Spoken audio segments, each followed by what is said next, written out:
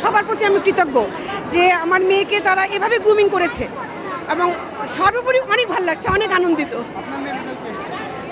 Golden 5, GPA 5 golden এসেছে। Sorry,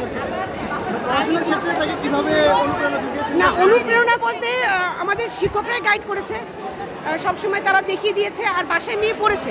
আমি শুধু খেয়াল করেছি তার দিনের পড়াটা দিনে শেষ হয়েছে কিনা, এটাই। হ্যাঁ, শিওর। ফলাফল কি আসছে, কেমন লাগছে? ফলাফল পাওয়ার পর অনুভূতি কেমন?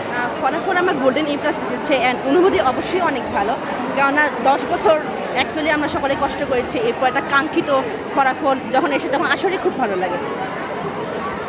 ভবিষ্যতে কি হওয়ার স্বপ্ন আছে? ভবিষ্যতে আমার ইঞ্জিনিয়ার হওয়ার স্বপ্ন, এখন ইনশাল্লাহ দেখা যায় কি স্বপ্নদের কতটুকু সত্যি হয়।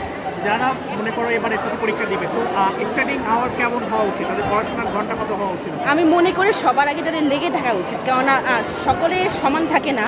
অনেকে দেখা গেছে দিনে 6 ঘন্টা পড়তে পারে, অনেকে 3 কিংবা 4 ঘন্টা। তো যার যেটা ক্যাপাসিটি সর্বোচ্চ দিয়ে লেগে থাকা উচিত, কারণ ইনশাল্লাহ ফলাফল একসময় আসবে যেটা আমরা লেগে থাকতে। একটা বিষয় সেটা হচ্ছে যে অনেকে বলছিল যে এবার শিক্ষামন্ত্রী কোশ্চেন অনেক কঠিন করবে, বা শিক্ষামন্ত্রী আসার কারণে ফলাফল একটা ইফেক্ট করবে।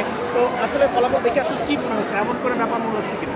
আসলে এক্ষেত্রে আমি বলবো যে কোশ্চেন এবার স্ট্যান্ডার্ড হয়েছে, কারণ যখন গভর্নমেন্ট যেহেতু চেঞ্জ হয়েছে, কোশ্চেনে অনেক প্যাটার্নের পরিবর্তন এসেছে। আগে যেরকম আমরা অভ্যস্ত ছিলাম, হুট করে কিছু নতুন প্যাটার্ন আমরা দেখতে পেয়েছি। তবে কেউ যদি অ্যাকচুয়ালি সকল কোশ্চেন সলভ করে এবং বেসিক কনসেপ্ট ক্লিয়ার থাকে, তার পক্ষে ভালো রেজাল্ট করা অসম্ভব কিছুই নয়।